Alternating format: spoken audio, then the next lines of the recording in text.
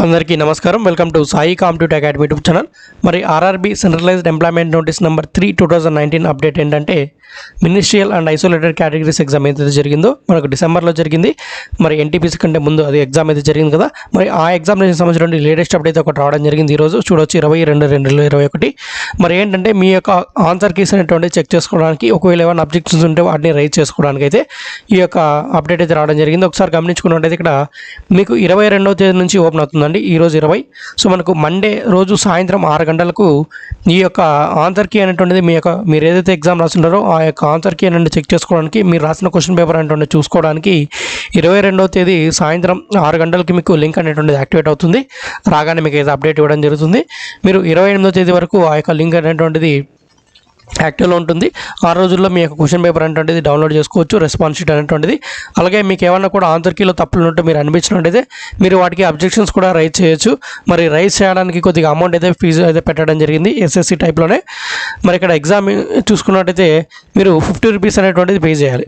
ఒకవేళ మీరు రాసినటువంటిది కరెక్ట్ అనేటువంటిది మీకు 100% కాన్ఫిడెంట్ ఉంటేనే రైజ్ చేయండి. ఎందుకంటే మీకు అలా రైజ్ చేసినట్టయితే మీరు ఏదైతే అబ్జెక్షన్ పెట్టినారో దాని కరెక్ట్ ఆన్సర్ అయిందనుకో, మీరు పెట్టిన అబ్జెక్షన్ మీకు పట్టినటువంటి 50 రూపాయలు అనేటువంటిది తిరిగి మళ్ళీ మీరు ఏ విధంగా అమౌంట్ పే చేస్తారో అందులోకి అమౌంట్ అనేటువంటిది 50 రూపీస్ రీఫండ్ చేస్తారు. మీకు ఆన్సర్ మీద క్లారిటీ లేనప్పుడైతే మీరు అబ్జెక్షన్ రైజ్ చేయాల్సిన అవసరం లేదు. మీరు కన్ఫామ్గా కూడా ఆన్సర్ కీలో తప్పు ఉంది, దీనికి ఆన్సర్ ఇది కాదు, కాన్ఫిడెంట్గా ఉన్నట్టయితేనే మీరు 50 రూపీస్ పే చేసి అబ్జెక్షన్ రైజ్ చేయొచ్చు.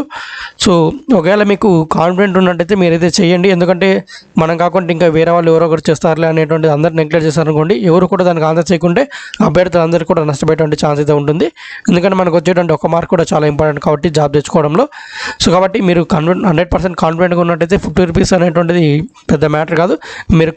మీకు వచ్చేసి మళ్ళీ రీఫండ్ వస్తుంది కాబట్టి ఎటువంటి దిగులు చెందాల్సిన అవసరం లేదు. ఎందుకంటే అది 100% కరెక్ట్ అండ్ కాన్ఫిడెంట్ ఉన్నప్పుడు మీకు. సో అర్థమైందా? సో అదండి. సో 22వ తేదీ నుంచి 28వ తేదీ లోపల మీరు ఏ రోజైనా సరే ఆ యొక్క అబ్జెక్షన్ అనేది రైజ్ చేయొచ్చు. మరి ఈ డేట్ దాటిన తర్వాత 28వ తేదీ సాయంత్రం 6 గంటల వరకు అది కూడా. సో ఇది మనకు వచ్చినటువంటి అప్డేట్ అయితే. సో అదండి. సో ఇంకా ఈ మ్యాటర్ అంతా కూడా సేమ్ అదే మ్యాటర్, ఇంకేమీ లేదు. సో మీరు లాస్ట్ డేట్ 28వ తేదీ కంటే ముందుగానే అబ్జెక్షన్ రైజ్ చేయండి. లాస్ట్ డేట్ తర్వాత మరి టైం అయితే ఎక్స్టెండ్ చేయమనేటువంటిది ఇక్కడ మెన్షన్ చేయడం జరిగింది. సో ఇది ఈరోజు 20వ తేదీ నుంచి వచ్చినటువంటి అప్డేట్ అయితే.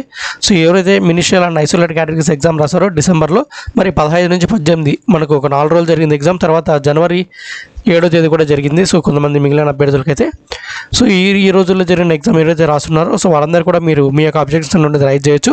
ఏమంటే మండే రోజున మీకు లింక్ యాక్టివేట్ అవుతుంది. లింక్ యాక్టివేట్ కానీ మీకు అయితే అప్డేట్ అయితే ఇవ్వడం జరుగుతుంది. అబ్జెక్షన్ రైజ్ చేయాలనుకుంటే 50 రూపీస్ అయితే పే చేయాలి. 50 రూపీస్తో పాటు మీకు ఏమైనా బ్యాంక్ ఛార్జెస్ కలెక్ట్ చేస్తే అది బ్యాంక్ సర్వీస్ ఛార్జెస్ అయితే ఉంటాయి. మీకు రీఫండ్ వచ్చేటప్పుడు మాత్రం ఛార్జెస్ ఏం రావు. 50 రూపీస్ అనేటువంటిది రావడం జరుగుతుంది. ఆ బ్యాంక్స్ ఛార్జెస్ అనేటువంటిది కొన్ని బ్యాంక్స్ ఉండొచ్చు, కొన్ని బ్యాంక్స్ అయితే ఉండకపోవచ్చు. సో అలా. సో ఇదండి అప్డేట్ అయితే. మరి సెంట్రలైజ్డ్ ఎంప్లాయ్మెంట్ నోటీస్ నెంబర్ 3 2019 అయితే మరి ప్రజెంట్ మనకు RRB NTPC ఎగ్జామ్స్ అయితే జరుగుతున్నాయి. ప్రజెంట్ మనకు వచ్చేసి ఈ యొక్క 4th ఫేజ్ ఎగ్జామ్స్ అనేటువంటిది రన్నింగ్లో ఉన్నాయి. సో త్వరలోనే మనకు ఈ యొక్క మార్చ్లో 5th ఫేజ్ కూడా కంప్లీట్ అయిపోతే మనకు ఏప్రిల్లో అలా ఆన్సర్ కీ అనేటువంటిది రావడం జరుగుతుంది. ఈ యొక్క NTPC సంబంధించి కూడా ఒకసారి చూసుకున్నట్టయితే సో ఏప్రిల్లో మనకు ఆన్సర్ కీ అనేటువంటిది మ్యాక్సిమం అయితే వస్తుంది. ఏప్రిల్ ఎండింగ్ అలా కూడా మనకు అప్డేట్ వస్తుంది. సో ఆ తర్వాత మనకు CBT 1 రిజల్ట్ అనేటువంటిది మనకు మే లేదా జూన్ ఫస్ట్ వీక్ లేదా సెకండ్ వీక్లో మనం ఎక్స్పెక్ట్ చేయొచ్చు CBT 1 రిజల్ట్స్ అనేటువంటిది. మరి CBT 2 ఎగ్జామ్ అనేటువంటిది ఎప్పుడు ఉండొచ్చు అనేటువంటిది చాలామందికి డౌట్ ఉండొచ్చు. CBT 2 ఎగ్జామ్ అనేది మ్యాక్సిమం మనకు సెప్టెంబర్ లేదా అక్టోబర్లో మనకు స్టార్ట్ అయ్యేటువంటి ఛాన్స్ అయితే ఉంటుంది. సో దీన్ని అయితే అభ్యర్థి గుర్తుంచుకోండి, మనైతే ఈ విషయాన్ని అయితే గుర్తుంచుకోండి. మరి నెక్స్ట్ వచ్చేసి గ్రూప్ డే ఎగ్జామ్స్ అనేటువంటి అప్డేట్ కూడా ఒకసారి మనం గమనించుకున్నట్టయితే గ్రూప్ డే ఎగ్జామ్ అనేటువంటిది మనకు మార్చ్లో వరకు మ్యాక్సిమం మనకు ఈ యొక్క NTPC ఎగ్జామ్ సరిపోతుంది. మరి ఏప్రిల్లో విషయానికి వచ్చినట్టయితే మరి ఇప్పుడు ఏప్రిల్ మనకు ఈ యొక్క గ్రూప్ డే ఎగ్జామ్ అనేటువంటిది స్టార్ట్ అయ్యేటువంటి ఛాన్స్ అనేటువంటిది తక్కువగా ఉందనేటువంటిది చెప్పుకోవచ్చు. ఎందుకనేటువంటిది అయితే మనం ఇక్కడ చూసుకుంటే ఈరోజు 18, 19, 20 ఈ 3 రోజులు NTPC ఎగ్జామ్ జరగలేదు. ఎందుకంటే ఈ యొక్క ఎగ్జామ్ డేట్లో IB ఎగ్జామ్ అయితే ఉంది, ECI ఎగ్జామ్ అయితే ఉంది. సో ఆ డేట్స్లో ఎగ్జామ్ ఉంది కాబట్టి ఈరోజు మనకు ఎందుకంటే సేమ్ ఆన్లైన్ ఎగ్జామ్స్ కానీ కూడా ఐఆన్ డిజిటల్ జోన్స్ ఎగ్జామ్ అందరికీ ఉంటాయి కాబట్టి సో అదే సెంటర్లోనే 2 ఎగ్జామ్స్ పెట్టలేరు కాబట్టి ఈ డేట్స్లో RRB ఎగ్జామ్ జరగలేదు, ఎందుకంటే మంత్లీ ఎగ్జామ్స్ ఉన్నాయి కాబట్టి. సో అదే విధంగా మనకు ఏప్రిల్ మనకు 12వ తేదీ నుంచి అలా ఏప్రిల్ ఆల్మోస్ట్ 20 డేస్ వరకు మనకు CHSL ఎగ్జామ్ జరుగుతుంది, SSCకి సంబంధించి ఎస్ఎస్సి సిహెచ్ఎస్ఎల్ ఎగ్జామ్ అయితే ఉంది. తర్వాత మేలో చూసుకున్నట్టయితే సీజీఎల్ ఎగ్జామ్ ఉంది. తర్వాత జూన్లో చూసుకున్నట్టయితే ఎస్ఎస్సి ఎంటీఎస్ ఎగ్జామ్ అయితే ఉంది. సో అవన్నీ కూడా ఆల్రెడీ డేట్స్ అన్ని ఫిక్స్ అయిపోయాయి. గ్రూప్ డీకి అయితే ఇంకా డేట్ ఫిక్స్ కాలేదు కాబట్టి ఈ డేట్స్ ఫిక్స్ అయినాయి కాబట్టి ఆల్రెడీ స్లాట్స్ అన్ని బుక్ అయిపోయినాయి ఆన్లైన్ ఎగ్జామ్స్కి వచ్చేసి. ఇంకా ఈ యొక్క ఎగ్జామ్స్ అనేటువంటిది ఆల్మోస్ట్ 10 నుంచి 15 రోజుల నుంచి 20 రోజుల దాకా జరుగుతాయి, 10 to 15 డేస్ మధ్య. సో ఆ ఎగ్జామ్స్కి ఈ డేట్స్ను మినహాయించి మధ్యలో ఫేజులుగా సేమ్ ఇప్పుడు మనకి ఏ విధంగా ఫేజులుగా పెడుతున్నారో అదే విధంగానే గ్రూప్ డి కూడా మనకు ఫేజులు టైప్ అంటే ఫేజెస్ లాగా ఉంటుంది. సో మ్యాక్సిమం మనకు మార్చ్లో ఫస్ట్ ఫేజ్ అనేటువంటిది స్టార్ట్ అయ్యే ఛాన్స్ అయితే ఉంటుంది. మార్చ్ 15 లేదా 20 తర్వాత మనకు ఫస్ట్ ఫేజ్ అయితే స్టార్ట్ అవుతుంది. మార్చ్ 20 నుంచి మ్యాక్సిమం ఏప్రిల్ 10 లోపల ఫస్ట్ ఫేజ్ ఎగ్జామ్ అయితే జరుగుతుంది కంపల్సరీగా మ్యాక్సిమం. కాబట్టి అభ్యర్థులందరూ కూడా మీరైతే గ్రూప్ డి ఎగ్జామ్కి అయితే రెడీ అవ్వండి. తర్వాత ఏప్రిల్లో ఈ CHSL exam almost 10 to 15 days కాబట్టి ఆ గ్యాప్ ఇచ్చేసి మరి ఫేజ్ 2 ఎగ్జామ్ ఉంటుంది. సో ఆ ఫేజ్ 2 అనేటువంటిది సీజీఎల్ ఎగ్జామ్ లోపలే పెట్టిస్తారు. తర్వాత సీజీఎల్ నుంచి ఎంటీఎస్ ఎగ్జామ్కి మధ్యలో కొద్దిగా టైం అయితే వస్తుంది, ఆల్మోస్ట్ 20 to 30 డేస్. ఆ టైంలో ఫేజ్ 3 లేదా 2 ఫేజ్లని కండక్ట్ చేయొచ్చు. సో అలా మనకు ఈ యొక్క ఎస్ఎస్సి ఎగ్జామ్స్, అలాగే ఈ ఎస్ఎస్సి ఎగ్జామ్సే కాకుండా మనకు బ్యాంక్ ఎగ్జామ్స్ అంటూ ఉంటాయి. ఏమంటే అవి 2 లేదా 3 రోజులే ఉంటాయి. ఈ ఎస్ఎస్సి ఎగ్జామ్స్ మధ్యలో కొద్దిగా 10 నుంచి 20 రోజులు జరుగుతుంటాయి. సో వీటన్నింటినీ కూడా మధ్యలో ఈ గ్యాప్స్ అనేటువంటిది రిమూవ్ చేసేసుకుంటూ, ఎందుకంటే ఇప్పుడు ఏ విధంగా 4th ఫేజ్ అనేది ఆల్రెడీ స్టార్ట్ అయిపోయింది కాబట్టి ఈ 3 రోజులు ఎగ్జామ్ గ్యాప్ ఇచ్చారు, ఎందుకంటే వేరే ఎగ్జామ్ ఉంది కాబట్టి. సో అదేవిధంగానే గ్రూప్ డి ఎగ్జామ్స్ కూడా వేరే ఎగ్జామ్స్ ఉన్నా సరే మీకు ఇవి జరిగేటప్పుడు ఈ గ్రూప్ డి ఎగ్జామ్స్ అనేటువంటిది గ్యాప్ ఇచ్చేసుకుంటూ ఆ గ్యాప్స్ అన్ని ఫిల్ఫిల్ చేసుకుంటూ ఎగ్జామ్స్ అయితే కండక్ట్ చేస్తారు. సో అభ్యర్థులంతా ఈ విషయాన్ని దృష్టిలో ఉంచుకొని ఈ యొక్క గ్రూప్ డి ఎగ్జామ్ అంటే దానికైతే ప్రిపేర్ అయితే అవ్వండి. సో మనకు చాలా పోస్టులు ఉన్నాయి కాబట్టి ఆల్మోస్ట్ 1,00,000 పైగా పోస్టులు. సో మరి ఎన్టీపీసీతో పోల్చుకుంటే గ్రూప్ డీకే కాంపిటీషన్ నుండి తక్కువ అని చెప్పుకోవచ్చు అప్లై చేసిన అభ్యర్థులు ఒకసారి చూసుకున్నట్టయితే.